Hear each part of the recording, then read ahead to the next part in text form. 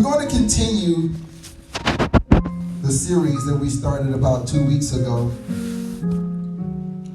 And this series is entitled Light at the End of the Tunnel. Amen. Light at the End of the Tunnel. Yes.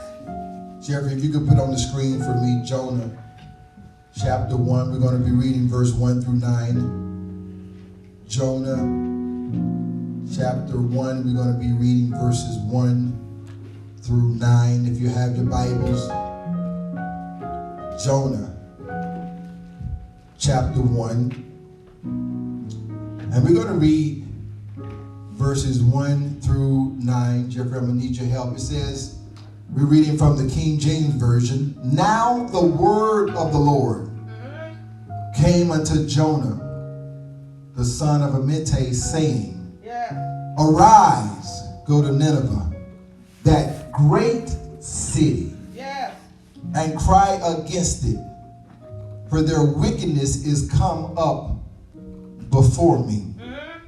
Verse 3, and it reads, But Jonah rose up to flee into Tarshish from the presence of the Lord, and went down to Joppa, and he found a ship going to Tarshish. So he paid the fare thereof, and went down into it to go with them unto Tarshish from the presence of the Lord. Amen. Verse 4 reads, But the Lord sent out a great wind into the sea, and there was a mighty tempest in the sea, that the ship was like to be broken. Verse 5. Then the mariners were afraid, and cried every man unto his God, and cast forth the wares that were in the ship into the sea, to lighten it of them. But Jonah was gone down into the sides of the ship, and he lay and was fast asleep. Verse 6, and so the shipmaster came to him and said unto him, What meanest thou, O sleeper? Arise, call upon thy God, if so be that God will think upon us, that we perish not. Verse 7, and they said every one to his fellow, Come and let us cast lots, that we may know for whose cause this evil is upon us.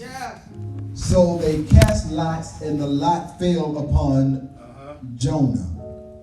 Verse 8, then said they unto him, Tell us, we pray thee, for whose cause this evil is upon us. What is thine occupation? And whence cometh thou? What is thy country? And of what people art thou? And we conclude with verse 9. And he said unto them, I am an Hebrew, and I fear the Lord, the God of heaven, which have made the sea and the dry land. Father, we bless you. We thank you for this moment to say something that will cause people to evaluate their relationship with you. Father, we ask that you would allow me to say something that will cause transformation in the lives of your people. Now let the words of my mouth and the meditation of my heart be acceptable in thy sight. Oh God, you are my strength and my redeemer. And all of God's people said, Amen. Amen. Hallelujah. Light at the end of the tunnel. Light at the end of the tunnel. I look around and I find that people are elated. And people are excited that in most of the states, the stay-home order has been lifted. People are excited because now they are able to move about more than they were previously. But I begin to think about how there are people who are not so excited about coming out of this stay-home order. Somebody said, why? The reason is because there are some people that are coming out of this into a dark place. They're coming out of the fact that they were employed in January and February, maybe parts of March, and then they got furloughed or they got laid off or lost their jobs altogether. Amen. Amen. I'm talking about people who will find themselves after this has passed. Yeah. The fact that there were family members and loved ones who did not make it. Amen. And so for them, they don't seem as excited as maybe some of the rest of us who were not so infected with COVID-19 or affected. Amen. A dark place, I define, is where Satan wants you to lose sight of your hopes and dreams Amen. and convince you that life will never get any better than what you are currently experiencing. Right. Amen. There are people right now are feeling as if I don't see a way out. Yeah. Amen. Amen. I don't know how I'm going to get beyond this point. Right. Well, I came today to tell you there is light at the end Amen. Amen. Yeah. of the tunnel. Yeah. Yes, sir. Amen. Hallelujah. So I gave you a point. How do we get to the light at the end of the tunnel? And the first point was you have to address what's lurking in the dark. Right. Amen. Yeah. What are you doing in the dark? I need to tell somebody what's done in the dark will come to the light. So don't wait for it to be exposed. Deal with it now. Yeah. Amen. Yes, sir. So then I answered the question, how do you address what's lurking in the dark? I said, you got to come to your senses. We were talking about the parable of the prodigal son, when he had wasted all of his living, wasted all of his money on harlots and parties. He was about to eat from the swine's trough. And then the Bible said he came to himself. Amen. Amen. Maybe you haven't hit rock bottom yet, but you don't even have to wait until you hit rock bottom. All you got to do is come to your senses.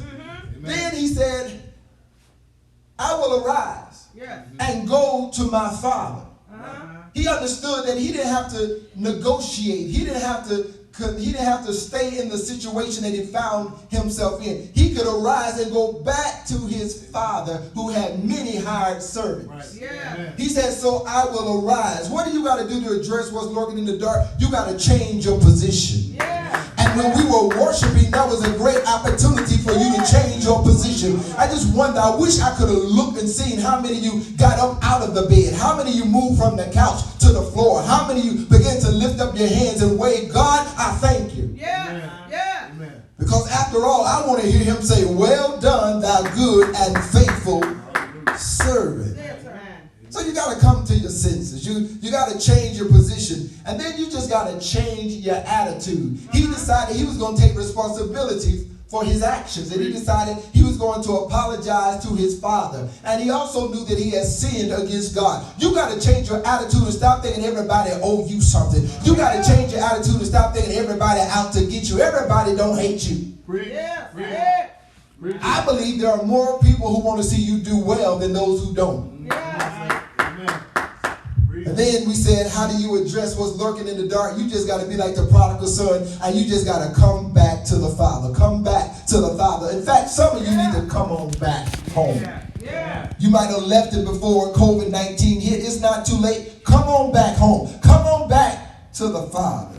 Amen. Amen. And so today I want to address our second point in how you can get to the light at the end of the tunnel. Amen. Nobody wants to stay in a dark place. Yes.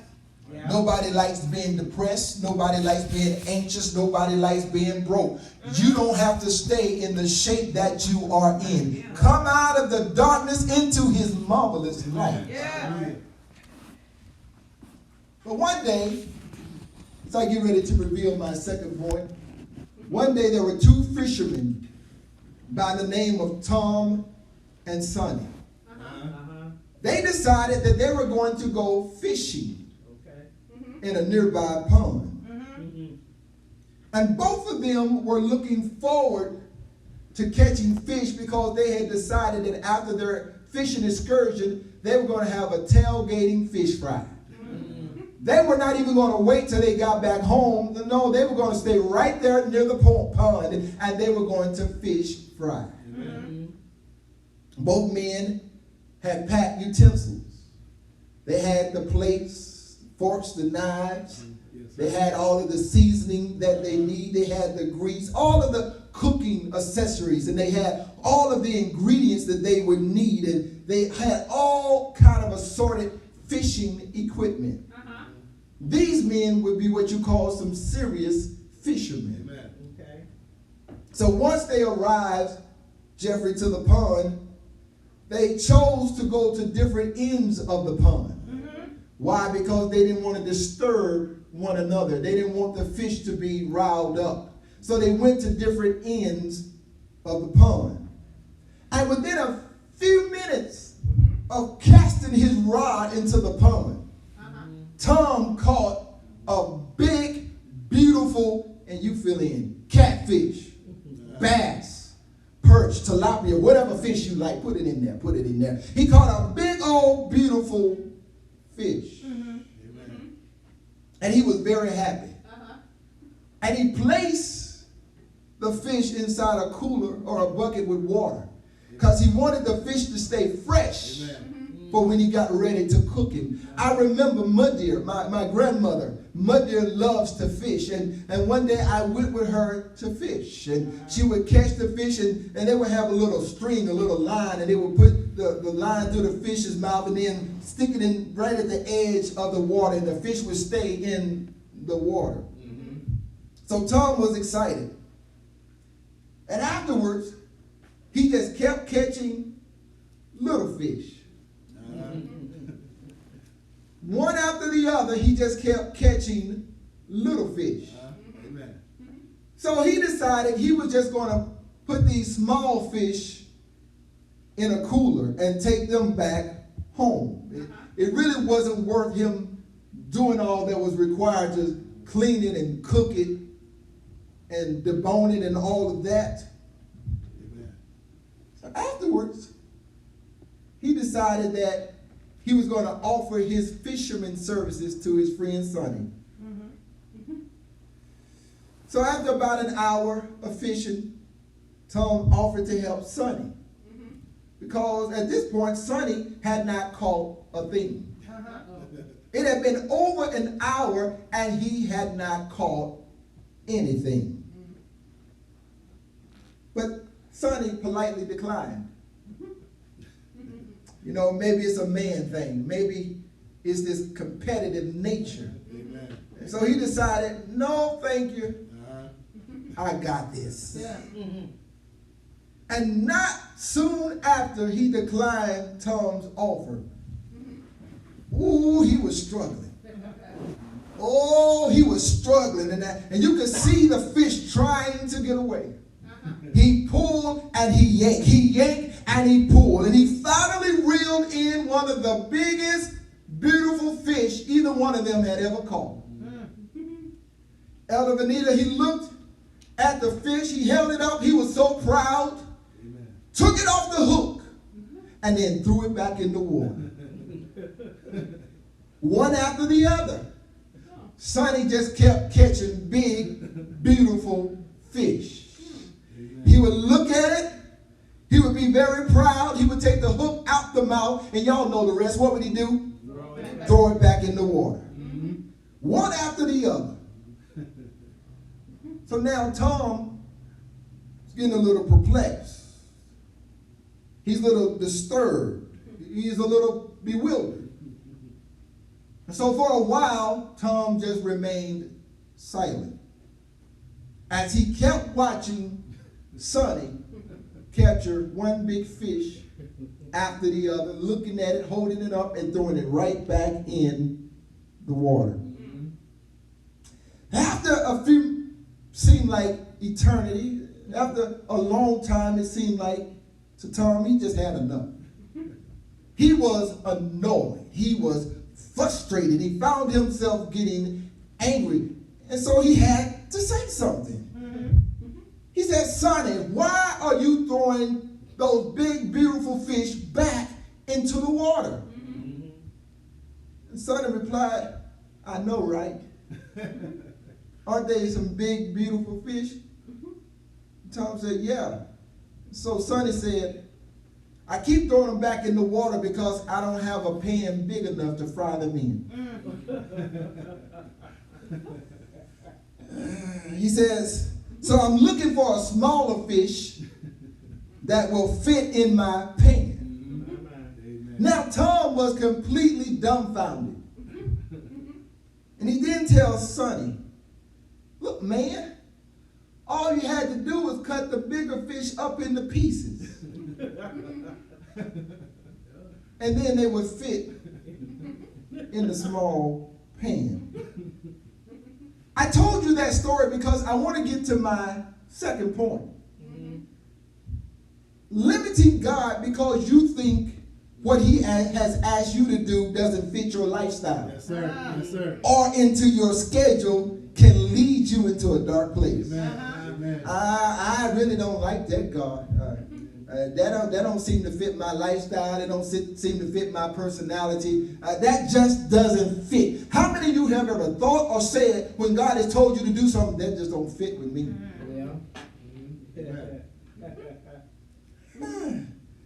So the point that I want to make, point 2, is you got to confront your fishy situations. When you find yourself in a dark place, the first thing you got to do is address what's lurking in the dark. Yeah. The second thing you got to do is you got to confront your what? Your fishy situations. In fact, you got to recognize that if everywhere you go, something keeps smelling fishy, it's probably you. Amen. Something keeps smelling fishy, or we would say it's something fishy about that. Well, maybe it's you.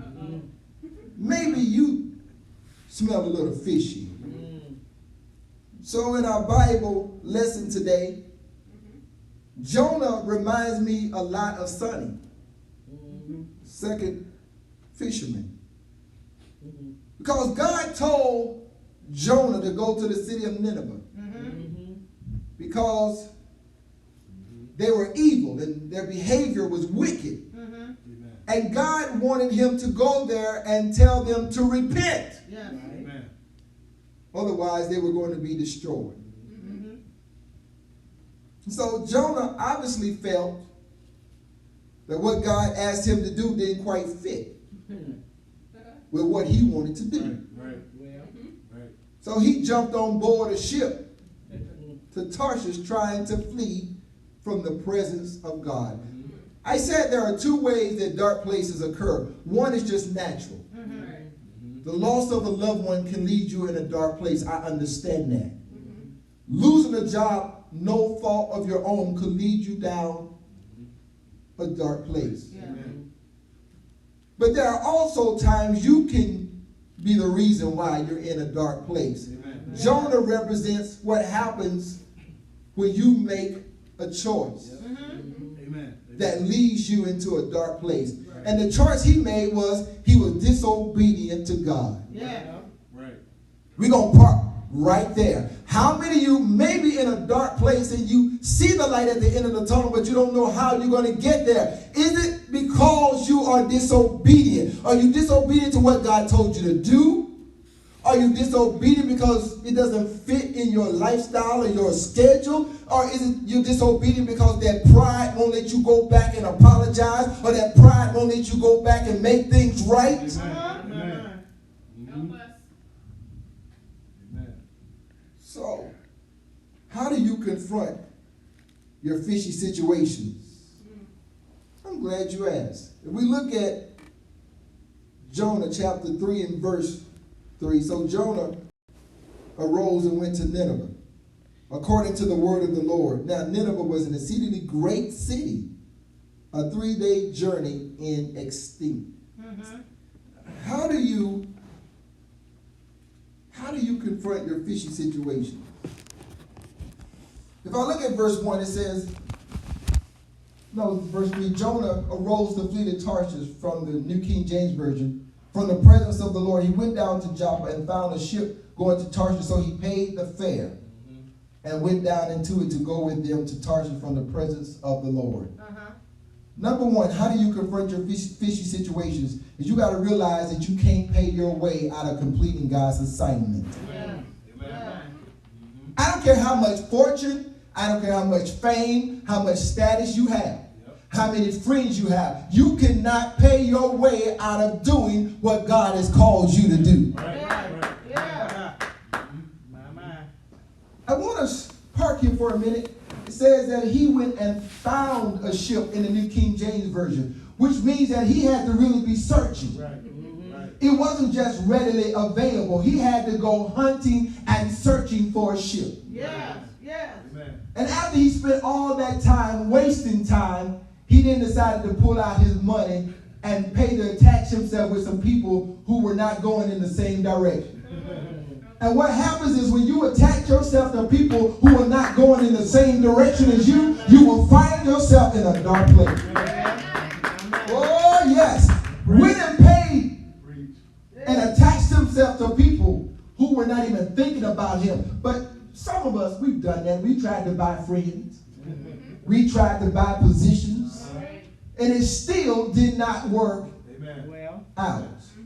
So number one, how do you confront your fishy situation? You got to realize that you cannot pay your way out of completing God's assignment. God cannot be bought. You cannot buy your way out of completing God's assignment for your life. Number two, you got to recognize that you cannot hide from God. Just because you left church don't mean God can't find you. You can hide under the bed. You can hide in the closet. You can drive to Australia. But he's everywhere. He's omnipresent. He is everywhere at the same time. Sister Marjorie Jackson from Moore Station used to sing a song, "Come on out of that corner." God got his eyes on you. Sees everything you do. You cannot hide from God. And some of you that are watching and under the sound of my voice, you know that you are running. You know that you have an assignment on your life. You know you're supposed to be serving in the house of the Lord. But you have allowed this dark place to cause you to just sit back and to get situated in a dark place that you were never meant to stay in. The dark place is a part of the route, not your final destination. Come on out of that darkness into his marvelous light. Then verse 5 from the New King James Version said, "Then the mariners were afraid, and every man cried out to his little g, cried out to his God." Some of you so disobedient, you've attached yourself to other people. Got them gambling more because that's their little God. Got them drinking more because that 40 ounce is their little God. All because you attached yourself to them and you were not supposed to. Amen. Said, and they threw the cargo that was in the ship into the sea. There's some people lost way before COVID-19 came around. They lost because you came around. Uh-oh. Everything was going well for them until you came around.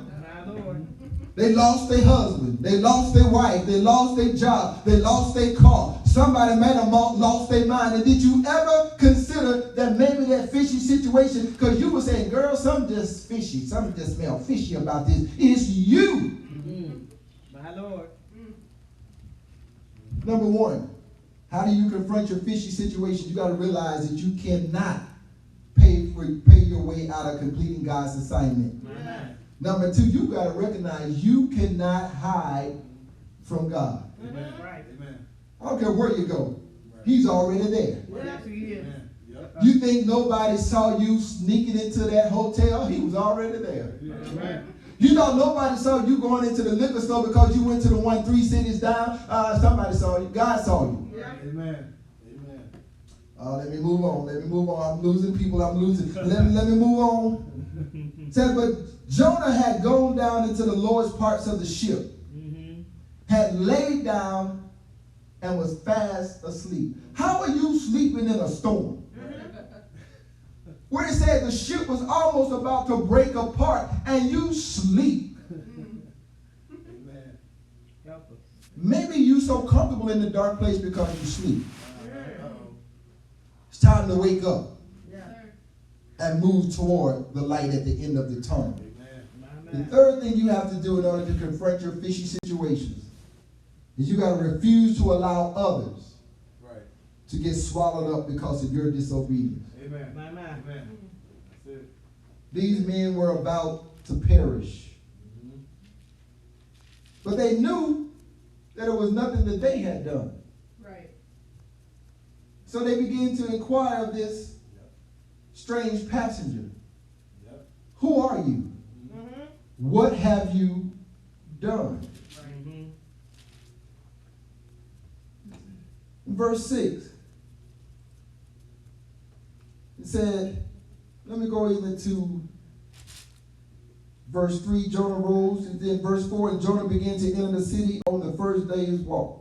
That's not where I want to be. 1 and 3.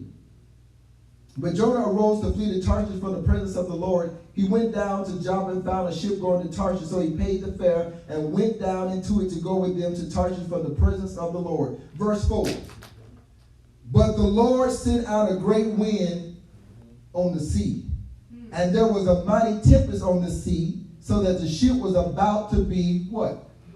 Broken up. Then the mariners were afraid, and every man cried out to his little god and threw the cargo that was in the ship into the sea to lighten the load. But Jonah had gone down into the lowest parts of the ship, had laid down, and was fast asleep. Here we were. This is where I want to be. Verse 6, so the captain came to him. Uh-huh. Amen. It's amazing when you got the person in charge Right. coming to you, because I imagine everybody else had gone to him and said, look, you the leader, you got to do something about this. Right. And so he says, what do you mean, sleeper? Arise, call on your God with a big G. Perhaps your God will consider us so that we may not perish. And they said to one another, come, let us cast lots, that we may know for whose cause this trouble has come upon us. So they cast lot, and the lot fell on Jonah. Love the word. Amen. Has the lot fell on you? Well, Amen. Do it seem like one thing after the other just keeps happening? Let's review. How do you confront your fishy situations? One is you got to realize that you cannot pay your way out of completing God's assignment. Yeah. amen. Number two, you got to recognize that God is everywhere. Yeah. Yeah. You cannot hide from God. Yeah. He's omnipresent. Yes. Then number three, refuse to allow others Mm-hmm. Right. to get swallowed up Hmm. because of your disobedience. Yeah. My Lord. Amen. It's a sad state of affairs that other people are doing bad because of your disobedience. My Lord. My Lord. That they're about to drown and perish because of your disobedience. Amen. Don't be like Sonny. As I close, Amen. don't be like Sonny, the fisherman. Mm-hmm. Sonny was excited as he was catching the big fish. He was happy. But his limited thinking caused him to keep throwing the blessing back in the water. My. Could it be that because you're trying to fit God into your schedule, Hmm. because you're trying to fit God into your plans, you're missing out on some big fish? My. Come out of darkness into his marvelous light. It's not too late. You can come to the Father. He's standing there with his arms wide open. Wherever you are, why don't you lift up your hands and say, God, that's me. Thank you, Lord. Yes. I've been disobedient. I know that you told me to go one way, but I went another. I've been trying to make it the way I want you to think. Yes. It's not working. invite you. Today is your day that you can surrender. All you got to do is repeat after me. Father, Father, I admit admit that I am a sinner, that I am a sinner, that I have sinned, that I have sinned, that I have messed up, that I have messed up, that I've made mistakes. that I made mistakes. Forgive me Forgive me for all of my sins. for all of my sins. I believe I believe that you died on the cross that you died on the cross. and that you rose again You rose again just for me. just for me. Come into my life Come into my life and save me. and save me. I acknowledge I acknowledge that you are Lord that you are Lord of my life. of my life. If you prayed that prayer, welcome to the family of God. Come on. The angels rejoice over one soul. Come on, rejoice. Oh, come to the altar. The Father's arms are open wide. Forgiveness was bought with the precious blood of Jesus Christ.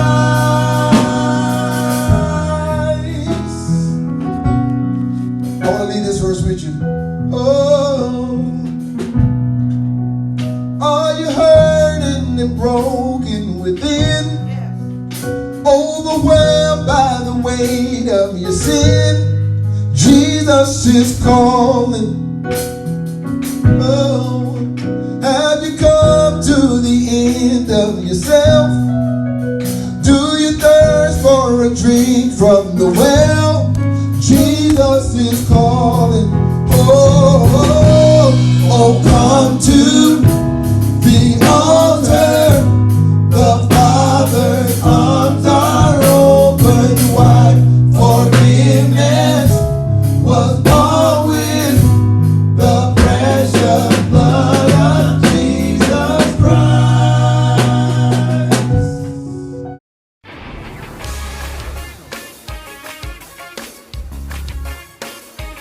Thank you for joining us for our Sunday service online. If you're looking for a place to worship, prayerfully consider becoming a part of Community Impact Church and joining our vision of building people to build communities. Until next time, keep allowing the Word to impact your life.